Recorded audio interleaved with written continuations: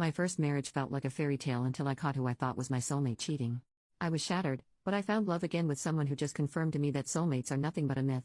Before meeting my current husband, I was married to my ex-husband, Dave. Dave and I met when we were 5 years old. He moved into our neighborhood when he was 5. He was this cute boy next door. We became inseparable. Even our parents joked that when we would be adults we would be married.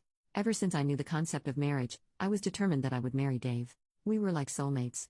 We had the same interests, the same hobbies, the similar thoughts. He was my first everything. My first kiss, my first boyfriend.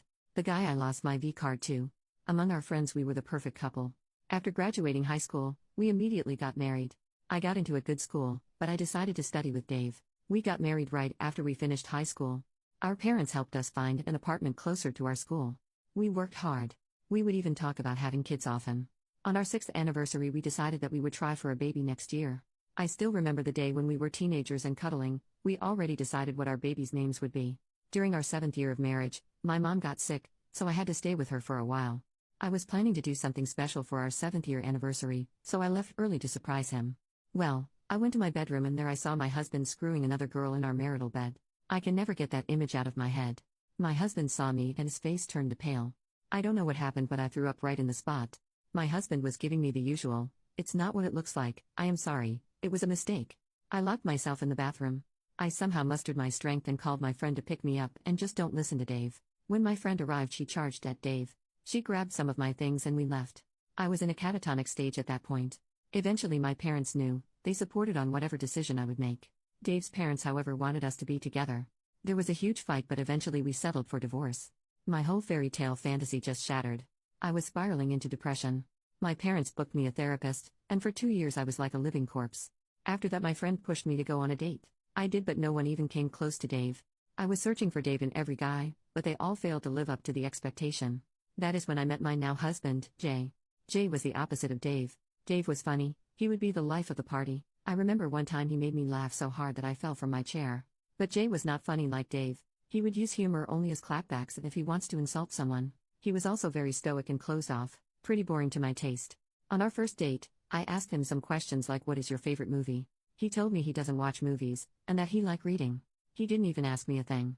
Except for my educational background. He talked mostly about my field of work, but he was not interested in me. We ate dinner in silence.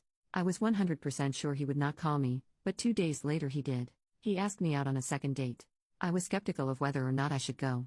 But my friend insisted. So, I gave it another try and the second date went slightly better than the first. He talked a bit more, asked few questions. We were taking it slow. He was opening up until the 6th date when he finally hooked up. It was amazing. I am someone who has a snack after making love. I was craving for some, so I asked him if I could grab something from his pantry. Even a bread and cheese sandwich will do. He told me to stay there and he went out. I was kinda confused. He came back after 20 minutes with takeout food. It was something I really liked, orange chicken. I asked how he knew, and he told me, "You told me on our previous date." I melted right there. Dave and I have been together for most of my life, but he never made the effort of going out and getting me something. That's when I knew even if he was not my soulmate I was madly in love with him. We dated for 3 years and got married. I came to know about Jay's family too. His mom and dad were drug addicts who died of overdose. He was homeless for a while but worked his way up. Throughout our marriage I was very, very happy. He was different from Dave because whenever he would see me doing chores he would ask, "Need help?" He helped me through my trauma from Dave by arranging a therapist that specializes in infidelity. He may not be a person of words but his actions tell me that he loves me. When I was pregnant with our daughter, I would wake him up in the middle of the night to either get me food or rub my feet, and he would say yes ma'am and get to work. I love him. Even after 15 years of marriage my love has not stopped. He is still the stoic man I fell in love with. After meeting him I stopped believing in the concept of a soulmate. He was not mine but we somehow make it work. I love you, Jay. Thanks for being there in my life. And anyone who is wondering what happened to Dave, he is getting his 3rd divorce. His mom blames me for his downfall but she refuses to see that her son cheated on his every marriage. OP makes a separate post 2 days later. I said I love you to my husband after 5 years. My husband, 47 male, and I, 46 female, have been together for 18 years and married for 15. My husband is not the type who always shows his feelings. He is very stoic, smiles on very few occasions and maintains a routine. Some even say that he is a robot. But I don't think so. I am someone who is very outgoing and completely the opposite of him. Before I was married to him, I was married to someone else who cheated on me. I used to say I love you a lot in my first marriage. But after my divorce, I had some sort of aversion to those words. Over the last 18 years, we have said I love you only 5 times. First time was when we were dating, second was on our wedding day, third and fourth when our daughter and son was born, fifth was 5 years ago on Christmas when we were really tipsy because of the drinks. I wrote a post about how I met him and how we got together, but it made me realize that we haven't said I love you to each other for a long time. But it didn't bother me. Even if he never said it, he always shows that he loves me in his actions. He does chores for me, he would always give me a foot massage, make me my favorite dish, even kiss me out of the blue. I do not have any complaints. He is the best husband that anyone could ever ask for. But this was something that has been in the back of my mind for a while. We cuddle, we hang out, we make love, but still no I love yous. I would love to hear it and say it more often, but somehow it just makes me nervous. I decided to buckle up and just say it. It's just 3 words. So yesterday when he was reading a book on the couch, I stood in front of him and said, I love you. He looked at me and was confused. I repeated it. For the first time, I could see him get flustered. He told me okay. I was a little disappointed by his response. I thought he just didn't love me anymore. Later that night when I was lying down, he came to our bedroom and told me that he is sorry for his response. That it caught him off guard. He told me that he loves me a lot. And not even a day goes by he doesn't feel lucky to have me in his life. I was tearing up. That was better than my confession. I asked him that why don't we say that often. He told me that he doesn't say it because throughout his entire life no one has said it to him except for me. His parents were addicts who cared less for him. He had to start working since 14. He grew up in hardship, so saying I love yous are weird for him. But also he feels like we didn't have to tell each other when we express it with our actions way more. I told him I want to say it more now and want him to say it back if that's okay with him. I saw him smile for a while and he said it is fine as long as I want it. I don't think we need to say it when we know we love each other a lot. We will probably stop saying it after a few days and go back to our mundane events lol. OP makes a new post 10 days later, story of my husband Jay. A lot of you people have been asking me and personally messaging me about Jay's upbringing and how he managed to survive. Well, I am not sure if I am the right person to talk about his personal life. I mean, I heard some parts which really made me cry. Therefore, I will try to summarize it. So, my husband Jay is an only child. His mom and dad were from a poor family. They were addicts. His household was a mess. He remembers his father pushing him down the stairs when he was like 8. Jay mostly grew up with his grandfather, his mom's dad. As far as I know, his mom was not allowed to come to his grandfather's house. Jay mostly spent his weekdays at his house. His mom and dad didn't care. They were always high and had odd visitors. His grandfather taught him a lot of things, like handling tools, woodwork, electric repair stuff. Ever since he was little, with some advice from his grandfather, he learned that his parents are very useless. He has to survive on his own. All they know is how to do to substances and invite people for having group lovemaking. He started doing odd jobs like dog sitting, car and window washing, gardening. He also tutored from time to time. Shortly after, his parents died of odd. He became a permanent resident of his grandfather's house. He worked so that he could afford to go to college. His grandfather had little money for him. But it wasn't enough. He thought about joining the army at 18, but he failed the physical test. When he was 17, his grandfather died of a heart attack. His grandfather lived in a rented house, so Jay couldn't live there anymore. He was forced to live in a homeless shelter throughout his high school years. He even got bullied and got in trouble for standing up for his bullies.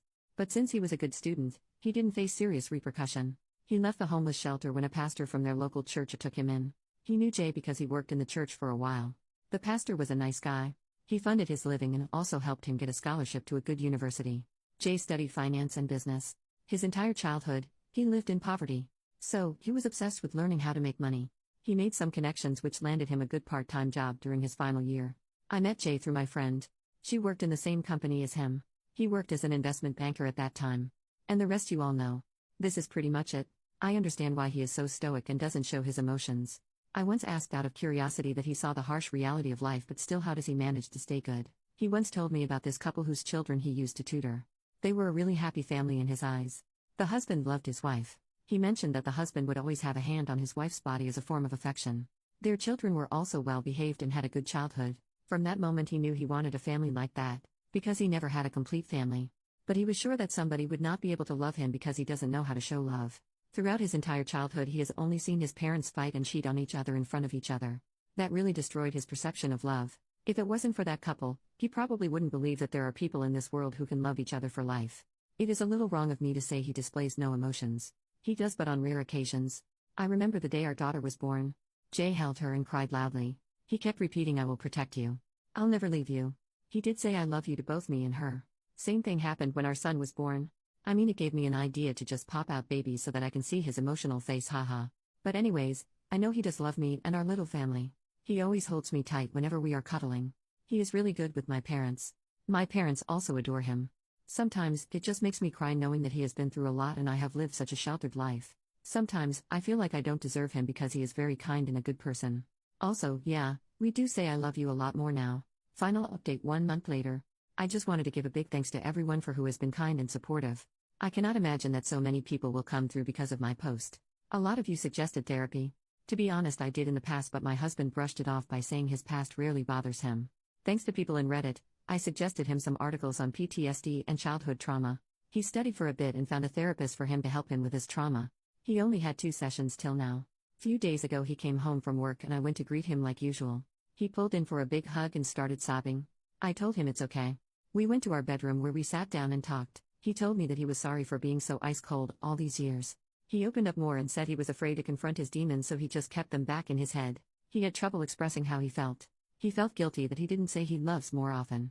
I'm just paraphrasing what he told me. I love you with all my heart.